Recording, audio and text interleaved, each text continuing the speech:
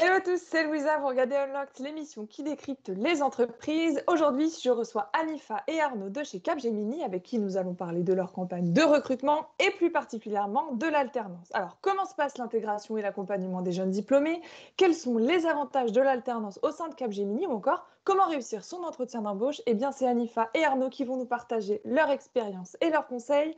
Mais avant cela, chez vous, sachez que si vous voulez retrouver davantage de tutos, conseils, vidéos sur votre insertion ou orientation professionnelle ou en apprendre davantage sur les métiers et les offres disponibles, vous pouvez aller sur notre site jobteaser.com, vous abonner à notre page YouTube ou nous suivre sur notre Insta en tapant jobteaser_fr.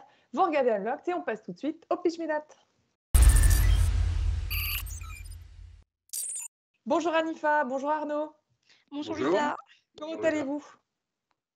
Je viens et toi? Ça va, merci. Je suis ravie de vous avoir à mes côtés dans ce nouvel épisode Unlocked. Alors, Arnaud, tu connais ta mission qui va être de nous pitcher Capgemini en moins d'une minute 30, mais avant cela, je vais vous présenter. Anifa, tu es consultante infrastructure cloud et cybersécurité. Tu vas nous partager ton expérience d'alternante, mais aussi les avantages selon toi de ce type de contrat. Et Arnaud, quant à toi, tu es exécutif VP, directeur exécutif application Service France. Alors, tu vas me dire pourquoi est-ce que tu as choisi d'intégrer Capgemini, mais aussi nous partager le sens que tu trouves au quotidien dans tes missions. Mais avant cela, Arnaud, tu connais ta mission. Es-tu prêt à nous pitcher Capgemini en moins d'une minute 30? Sacré challenge, je suis prêt. Quand tu veux. Très bien, donc effectivement, sacré challenge parce que Capgemini est une grosse entreprise internationale, française, spécialiste de services numériques, puisqu'on n'a plus le droit de dire digital, créée en 1967 par Serge Kampf, donc un peu plus de 50 ans. Aujourd'hui présent dans plus de 50 pays, 270 000 collaborateurs au niveau international, 37 000 en France, qui en fait l'un des pays principaux du groupe. 4 grandes marques pour Capgemini, la marque Capgemini en tant que telle, Capgemini Invent, la marque Sogeti, qui est la marque historique, et la toute nouvelle Capgemini Engineering, qui fait suite à l'intégration d'Altran. Donc Capgemini, c'est l'un des leaders mondiaux du conseil, de transformation numérique, de services technologiques, d'infrastructures, d'ingénierie, d'applications, de développement d'applications. Et on travaille évidemment pour très nombreux millions d'utilisateurs quotidiennement. Un dernier point peut-être pour tenir dans la minute, la raison d'être de Capgemini, libérer les énergies humaines par la technologie pour un avenir inclusif et durable. Ça dit beaucoup de choses en très peu de mots. Et effectivement, l'humain est au cœur de cette belle société avec une volonté de s'inscrire dans un avenir le plus durable possible. Pile poil une minute. Sache que j'ai compté. Tu es à la minute près. Arnaud, défi réussi. Félicitations. Merci. Alors, vous me le disiez au téléphone quand on préparait cette émission. Chaque année, vous êtes à la recherche d'alternants pour leur transmettre votre savoir-faire en transformation digitale. Et vous recherchez des étudiants motivés. Anifa, tu nous feras part de ton témoignage, qui veulent accompagner vos clients et relever les challenges de demain. Alors, on va voir précisément les profils que vous recherchez, mais surtout ce que vous proposez aux futurs alternants. On voit ça tout de suite en détail.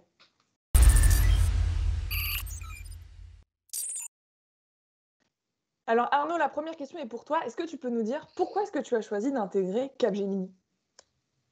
Alors, bien sûr, j'ai commencé ma carrière, alors, je ne peux pas dire il y a combien de temps, parce que c'est à partir d'un certain âge, on n'en parle plus. Il n'y a pas que pour les femmes que ça marche. La diversité étant maintenant au cœur des préoccupations. Non, donc c'était il y a une vingtaine d'années. J'ai fait un stage de fin d'études, en fait, dans une société qui avait eu la gentillesse de me prendre en stage, mais qui ne correspondait pas à ce que j'avais envie de faire. Et je m'en suis rendu compte après avoir entre guillemets, malheureusement, signé un contrat post-stage. Donc, j'ai passé une année et je me suis dit que le service était quelque chose qui m'intéressait beaucoup plus pour la variété des missions que ça pouvait apporter, pour la diversité des secteurs dans lesquels on pouvait travailler. Et donc, j'ai commencé par travailler chez Accenture. Bon, voilà, personne n'est parfait, mais je m'en suis rendu compte. Je blague parce que c'est évidemment une superbe boîte où j'ai appris beaucoup de choses. Et ce qui m'a fait changer après une dizaine d'années, c'est les valeurs. J'avais eu l'occasion, évidemment, au cours de ma carrière, de croiser beaucoup de gens de Capgemini, parce qu'en France, Accenture et Capgemini sont parmi les leaders et on se côtoie assez fréquemment sur des dossiers, sur des projets. On est parfois concurrents, parfois co-traitants, donc on travaille parfois ensemble. Et ce qui transpirait des gens avec qui j'avais travaillé chez Capgemini, c'est vraiment des valeurs, et en particulier, je l'ai dit en introduction, des valeurs humaines très fortes, où l'idée est de faire progresser les gens, de les mettre en permanence dans des positions qui vont les faire grandir. Et vous pouvez regarder mon LinkedIn chez Capgemini. En 10 ans, j'ai changé 8 fois de job, mais radicalement. C'est-à-dire qu'on m'a proposé des évolutions de carrière vraiment très intéressantes dans des métiers que j'aurais même pas imaginés. Et ça fait de Capgemini, je trouve, une force incroyable que d'être capable de placer l'humain au cœur des préoccupations. Et tu nous en parleras plus en détail juste après. Anifa, de ton côté, pourquoi est-ce que tu as fait le choix d'intégrer Capgemini en alternance? Alors, donc, comme l'a dit Arnaud, forcément, Capgemini est un groupe international. Donc, ça a été l'un des premiers critères. Sans oublier que, comme il l'a dit, donc, c'est quand même le leader sur le marché des ESN. Il est aussi présent dans 25 villes en France, notamment à Toulouse, ce qui a été quand même décisif dans mon choix de décision. Le fait qu'il y ait plusieurs secteurs d'activité, du coup, donc au niveau des variétés de missions qui étaient forcément intéressantes. J'ai eu aussi la chance d'être approchée par l'IPI afin de rejoindre une promotion spéciale Capgemini, donc avec un programme de formation complètement sur mesure. Pour ceux qui ne connaissent pas, je peux te laisser préciser ce qu'est l'IPI? Alors, l'IPI, donc, c'est l'école qui fait partie du campus IGS. Donc, c'est une école qui est présente quasi partout en France et qui permet donc de faire des alternances comme des cursus classiques. Merci Anifa. Aujourd'hui, vous êtes à la recherche d'alternantes et d'alternants. Il y a 850 opportunités à pourvoir partout en France dans différents métiers, infrastructure et cloud, développement informatique, cybersécurité, conseil, fonction support et commercial. Arnaud, est-ce que tu peux nous préciser les types de profils, de diplômes encore, de formation que vous recherchez? Oui, bien sûr. Effectivement, donc la majorité de nos jeunes étudiants et donc de nouveaux diplômés qui nous rejoignent sont issus d'une filière Bac+3 à Bac+5, très souvent des écoles d'ingénieurs, des universités, des écoles de commerce. Comme tu l'as dit, Louisa, on couvre un nombre de métiers très important. Donc, on n'a pas une seule, évidemment, source de recrutement. Mais au-delà de la formation qui est évidemment importante, ce qu'on recherche surtout sont des personnes qui vont nous apporter des choses nouvelles, de la diversité, qui vont nous apporter leur envie de ce goût de challenge nécessaire. Hein. Si je fais une petite parenthèse, mais Serge Kampf était quelqu'un qui était très entrepreneur dans l'âme et qui a réussi à transmettre, 50 ans après, ça existe encore. C'est une société dans laquelle l'entrepreneurship est quelque chose de clé. On compte beaucoup sur ce que vont nous apporter chacune de nos collaborateurs et collaboratrices, sur ce qu'ils vont être capables d'amener de créativité, d'innovation, d'idées, de challenge.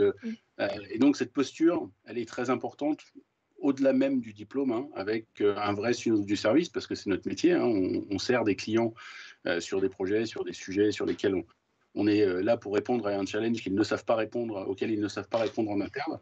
Et puis, c'est une société dans laquelle la culture d'entreprise est forte, qui va avec tout ce dont je vous ai parlé juste avant. Et donc, il faut envie d'adhérer à cette culture qui est, je pense, vraiment un atout majeur de cette société qui va créer. J'ai un collaborateur, et je ne me serais pas permis de le dire sinon, qui m'a parlé de famille professionnelle. Voilà. C'est ça qu'on est capable, je pense, de créer chez Capgemini, qui a une force assez incroyable. Donc, les études, là, tu viens de nous préciser à partir de quel niveau vous recrutez, mais c'est surtout les soft skills et c'est ce que tu dis. Je veux dire, il y a 850 alternances à pourvoir. Est-ce que tu peux nous dire où est-ce qu'elles sont à pourvoir et à partir de quand? Alors, on est présent nationalement, hein, on est répartis sur le territoire national dans 25 villes en France, dont évidemment les principales que sont Paris, Lille, Rennes, Nantes, Toulouse, Lyon, Aix-en-Provence, Marseille, voilà, sur lesquelles on a des bureaux importants. Ce sont des grosses villes pour nous, mais on est présent dans des villes également de taille un petit peu plus petites.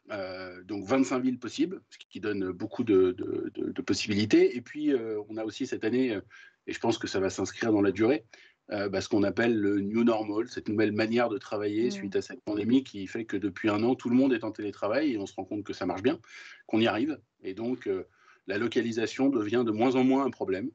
Donc, on reste malgré tout implanté encore physiquement dans des villes, bien évidemment. Et la deuxième partie de la question, quand? Toute l'année.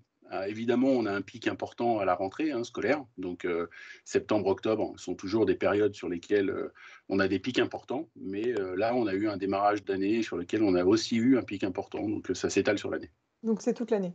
Je te poserai la question aussi, Anifa, juste après. Mais Arnaud, pourquoi est-ce que vous favorisez l'alternance au sein de Capgemini? Quelle est la plus-value? elle est double. Elle est évidemment pour les étudiants, mais elle l'est aussi pour nous.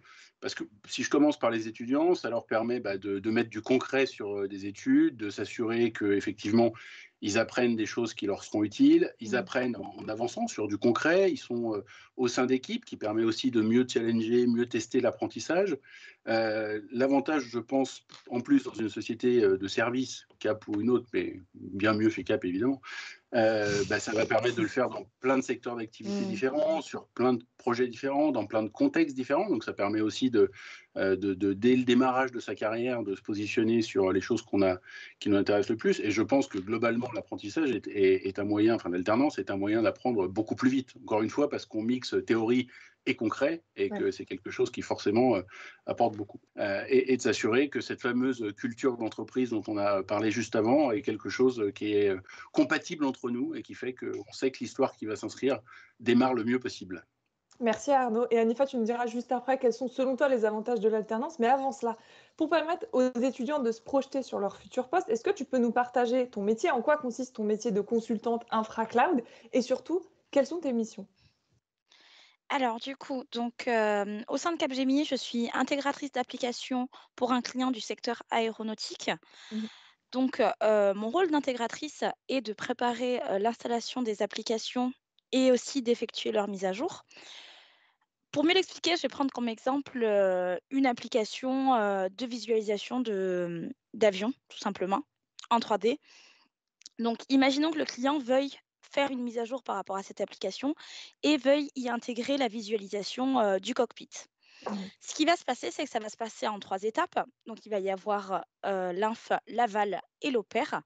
À ce moment-là, je réalise des travaux d'intégration sur un serveur d'inf. À l'issue de cette installation, je vais pouvoir donc tester l'application et veiller au bon déroulement de l'application par la suite. Ensuite va être effectué l'aval.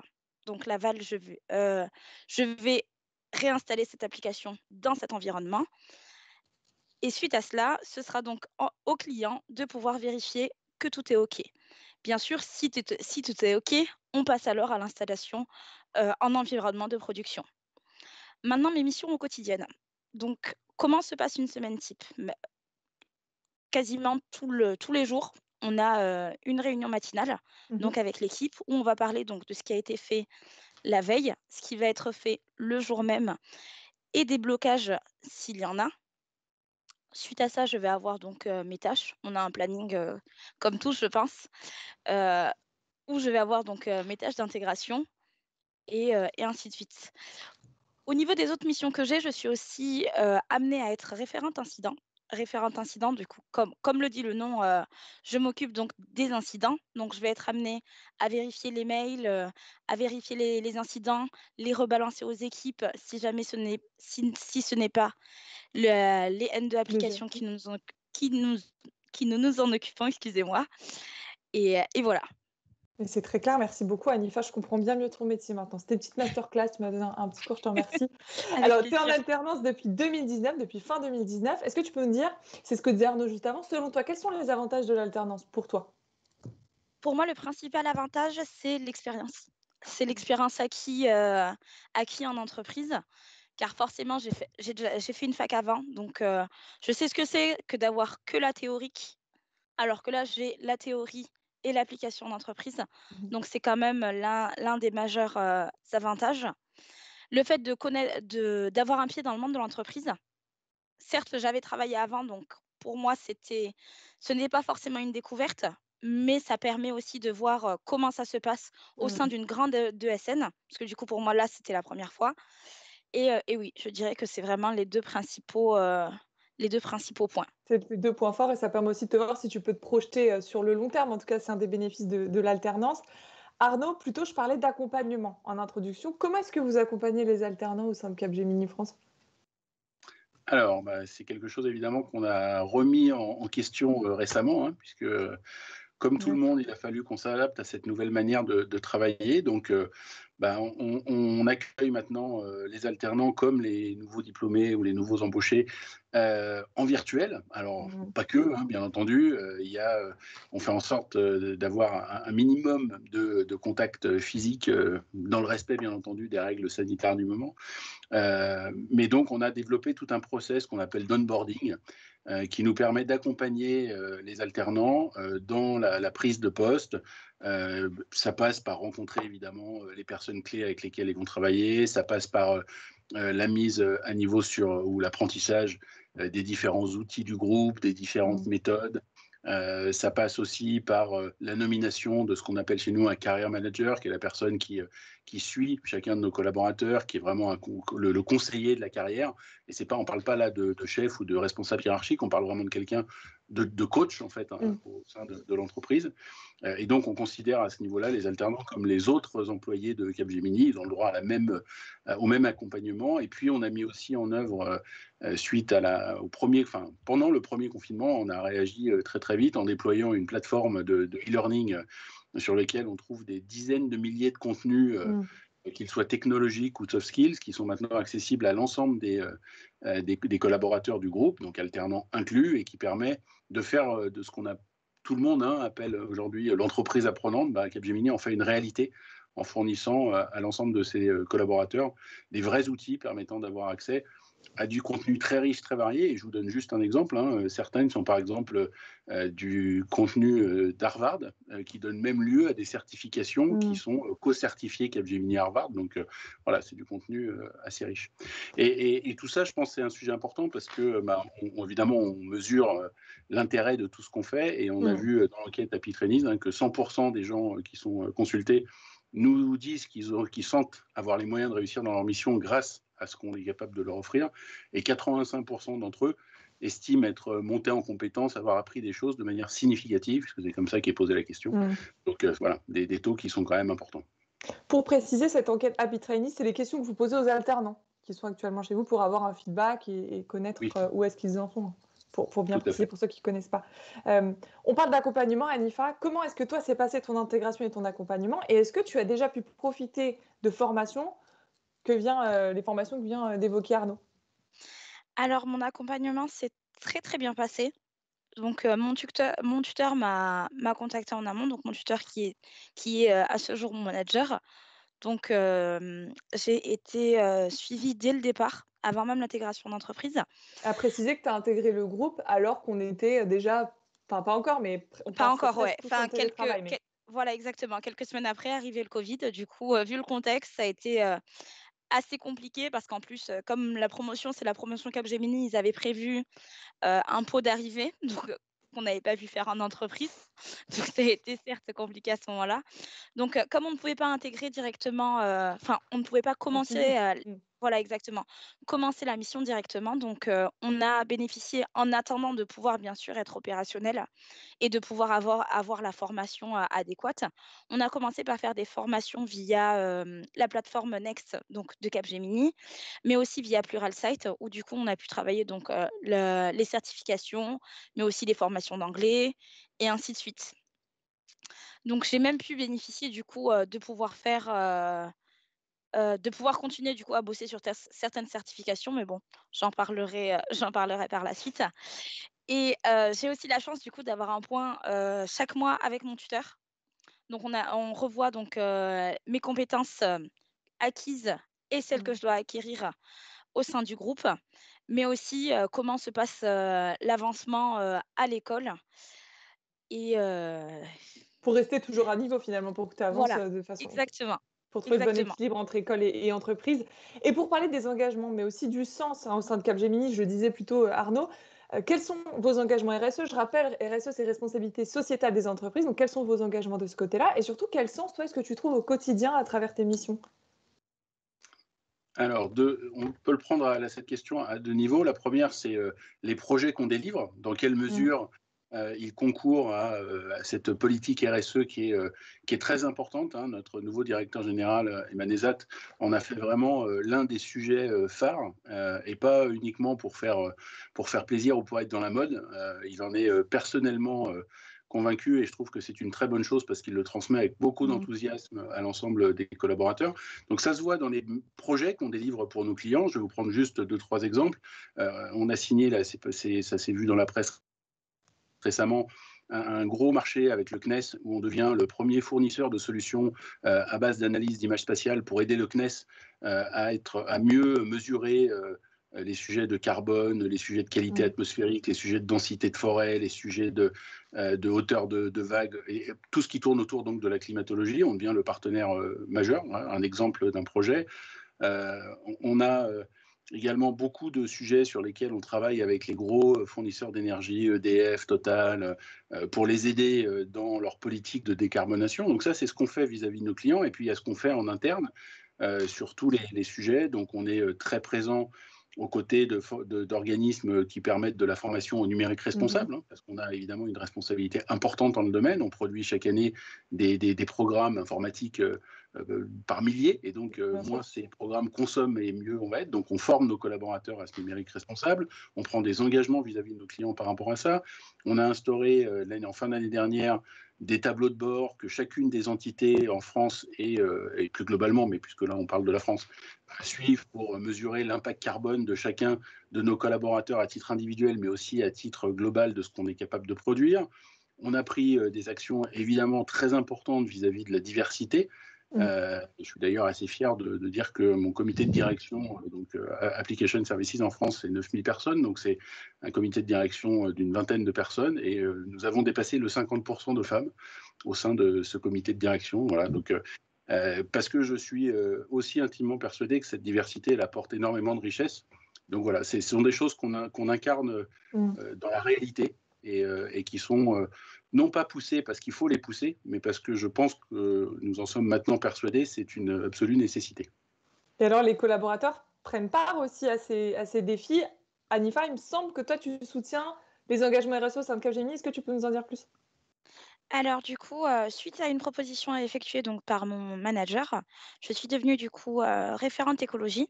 Donc c'est un poste, à part entière, donc où je suis, complètement autonome. Donc référente écologie, qu'est-ce que c'est? Bah, tout simplement, ça permet du coup, d'effectuer, tout ce qui est suppression de versions d'applications qui ne sont plus utilisées, mais aussi du coup, tout ce qui est migration d'applications, mais aussi la suppression totale, d'applications. Donc, ces écologies, donc c'est moi qui gère, le planning donc des collaborateurs par rapport à ces écologies-là. Donc je les planifie. Chaque mois, j'ai une réunion, donc avec le client afin d'établir du coup un point sur les vieux serveurs et jusqu'à maintenant donc ça se passe super bien. Donc forcément, ce poste m'a permis du coup, j'étais déjà autonome, mais ça me permet encore plus du coup, De l'être encore plus. voilà exactement, et d'être Et, responsabilisée sur un poste à temps complet. et oui, et de participer aux véritables enjeux pour le groupe. Exactement. Ce que je me dis. Et pour continuer sur l'environnement de travail, puisqu'on était sur ce sujet-là, Anifa, comment est-ce que tu qualifierais l'ambiance de travail au sein de Capgemini? À distance, on précise. Bah, ça se passe, super bien. Enfin, je ne m'en plains pas du tout. Surtout concernant mon équipe, ils sont très disponibles. Ils sont très disponibles et ça, que ce soit au départ, ou maintenant, dès que j'ai un souci, ils sont là. Donc, Il y a des et en événements à plus distance qui sont mis en et place? exactement. Donc, à Toulouse, nous avons la Happiness Team.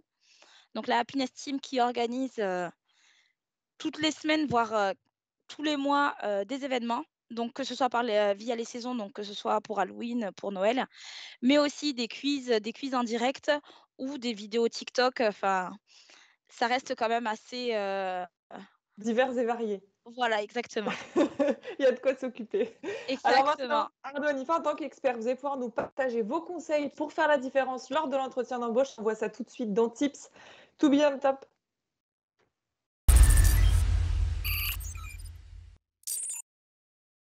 Arnaud, la première question est pour toi. Est-ce que tu peux nous dire comment se passe le processus d'embauche?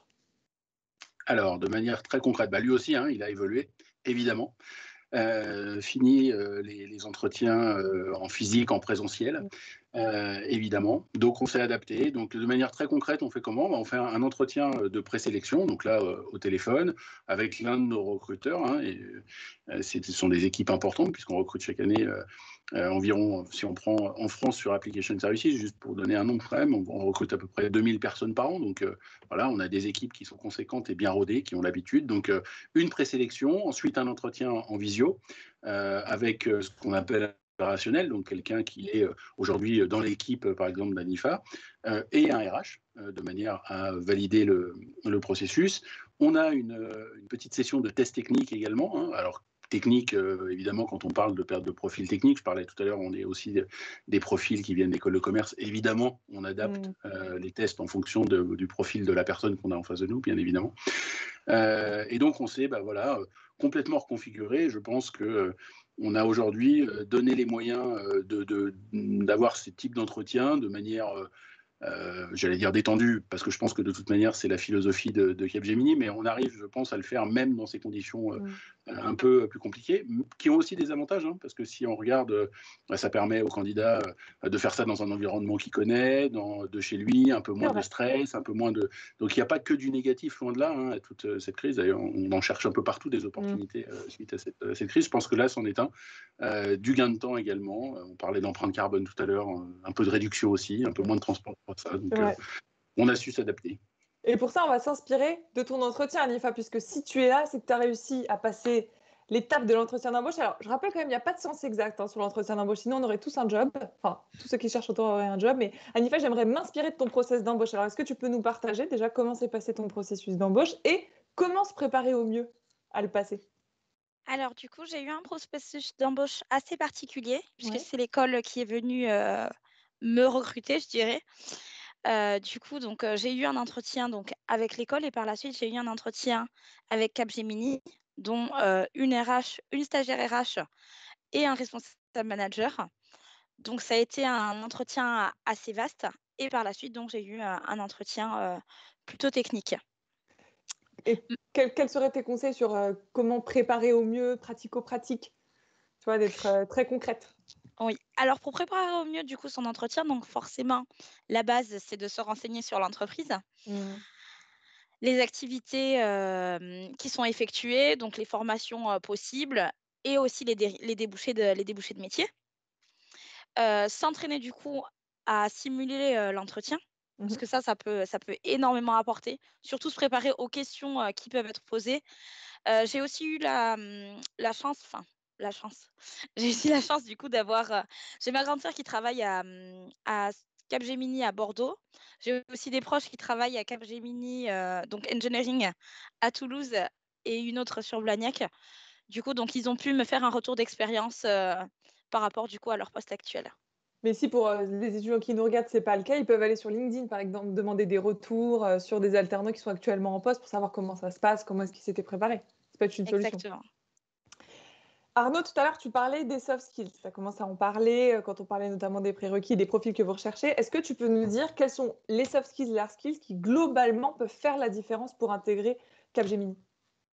Oui, alors je vais plus me focaliser, si ça te va, Louisa, sur les soft skills, parce que sur les hard skills, on a dit, voilà, il y a un certain nombre de tests qui vont nous permettre de valider que le prérequis minimum est là, puisqu'évidemment, je l'ai dit tout à l'heure, et ça reste une réalité, on apprend tout au long de notre carrière. De toute manière, dans ce métier des technologies, ça évolue en permanence. Hein. On dit aujourd'hui qu'en moins de 18 mois, une technologie est obsolète, donc de toute manière, il faudra se former.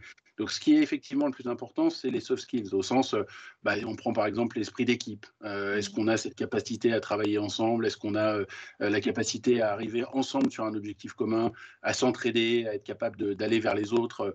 Voilà, cet esprit d'équipe et de solidarité est très important. Le sens du service aussi, hein, encore une fois, on travaille dans une société qui porte ce nom, société de service, alors on dit ESN, mais société de service, donc le service pour nos clients, hein, être au cœur de notre seul objectif doit être de résoudre les leurs, de résoudre leurs problèmes et d'être là pour relever leurs propres challenges. La créativité, parce qu'on est dans des métiers qui évoluent en permanence, sur lesquels les solutions, si nos clients nous demandent de les trouver, c'est qu'elles ne sont pas évidentes. Donc, on a besoin d'avoir des idées, on a besoin d'être innovant, on a besoin de pousser des choses, donc de la créativité. Et puis une capacité d'adaptation forte, parce que par définition même, on change sans arrêt de client, de contexte, de projet, d'environnement, donc il faut savoir s'adapter. Et encore plus en ce moment, et voilà ce qu'on vit nous le montre, il a fallu fortement réagir. Du jour au lendemain, on a passé 30 000 personnes en télétravail. Voilà, c'était pas comme ça qu'on fonctionnait avant, et c'est comme ça qu'on fonctionne maintenant. C'est pas comme ça qu'on fonctionnera après, mais il y aura pas d'avant exactement quand même. Donc voilà, cette capacité d'adaptation, elle est clé. Et puis, c'est pas une soft skill, mais c'est une envie. Faut avoir envie quand on choisit, de se former de continuer à entretenir j'allais dire, sa propre employabilité, parce que c'est encore une fois, c'est un métier qui évolue tellement vite que si on n'a pas envie de se tenir à la page, on est vite has-been. Et donc, il faut, quand on choisit ce métier, savoir qu'on va passer une partie significative de son temps à apprendre des choses nouvelles, ce que je trouve personnellement plutôt sympa, mais voilà, il faut le savoir. C'est sympa d'évoluer de façon continue. Et puis aussi, se retrouver dans les valeurs du groupe, c'est important. Anifa, une question très pratique. Est-ce qu'il faut tutoyer ou vous voyez en entretien? Vouvoiement, évidemment. En entretien, il faut rester professionnel. On ne prend pas de risque. Et une fois qu'on a intégré l'entreprise? Alors, une fois intégré à l'entreprise, tout le monde se tutoie. Et on s'appelle par nos prénoms. Arnaud, est-ce que tu recommandes de poser des questions en entretien, de prendre des notes, mais aussi, est-ce que tu peux me donner des exemples de questions que tu peux poser, toi, en entretien? Alors, oui, je recommande fortement de poser des questions, et ce que disait Anifa tout à l'heure est un point clé. C'est-à-dire qu'une forte capacité pour nous de valider la motivation des gens qu'on a en face de nous, c'est le temps qu'ils ont passé à s'intéresser à nous. Donc, si ça m'est arrivé de poser la question du pourquoi Capgemini et d'avoir la réponse parce que je trouve que c'est une boîte qui a l'air sympa. Bon, c'est bien, mais il y a sûrement d'autres choses qu'on fait qu'on se retrouve à se parler aujourd'hui. Donc ça, c'est très important. Enfin, je le souligne vraiment, et je le vis en ce moment parce que j'ai mon fils qui passe tous les entretiens pour les concours d'école. Il démarre, il vient d'avoir, j'espère, le bac. Et je vois que c'est pas naturel. Donc je me permets de le dire, il faut passer du temps à s'intéresser à la société dans laquelle on a envie de travailler. C'est la moindre des choses, et puis ça évite de faire des bêtises. Moi, les questions que je pose aux collaborateurs qui vont nous rejoindre, c'est ce que j'ai envie, c'est d'avoir des gens qui ne se trompent pas, qui choisissent Capgemini pas par défaut, et qui comprennent ce qu'ils ont envie de venir y faire. Donc moi, ma première question, c'est celle-ci. C'est vraiment cette motivation de pourquoi vous avez envie de nous rejoindre. Est-ce que vous avez bien compris ce que c'est que le métier du service? Je trouve qu'un mauvais recrutement, c'est le recrutement dans lequel le futur collaborateur se trompe. Parce que l'entreprise se trompe, c'est grave, mais moins grave que pour la personne qui trouve un job. Donc ce que je veux absolument quand on embauche des gens, et c'est vrai avec des jeunes collaborateurs comme avec des gens expérimentés, c'est de s'assurer qu'il n'y a pas de zone d'ombre, et que les personnes c'est un engagement commun qu'on prend quand on signe un contrat de travail. Donc il faut que ce soit clair. Et voilà, donc je ne suis pas du tout adepte des entretiens d'embauche pièges avec quelles sont vos 3 plus grandes qualités ou vos 3 plus grands défauts. Ce qui m'intéresse, c'est de comprendre effectivement si la personne que j'ai en face de moi va être capable de s'adapter, va être capable d'évoluer correctement dans cet écosystème, et si elle va s'y épanouir. Voilà. Une autre question, merci Arnaud. Une autre question pratico-pratique, Anifa. Comment est-ce qu'on s'habille pour un entretien d'embauche à distance ou en présentiel? À distance ou en présentiel, tenue professionnelle. Il n'y a pas de différence. Donc, tenue professionnelle, on met une chemise, voilà, on ne se met pas en pyjama, on s'apprête quoi, même à distance. Mais c'est important de le repréciser. Et comme tu le disais Arnaud, il faut se préparer, se mettre en tête qu'on va passer un exposé et donc s'intéresser à l'entreprise et donner envie de nous recruter. Maintenant, Arnaud, Anifa va nous rester 3 minutes ensemble. Ça va être votre carte blanche, et pour ça, on passe au last but not least.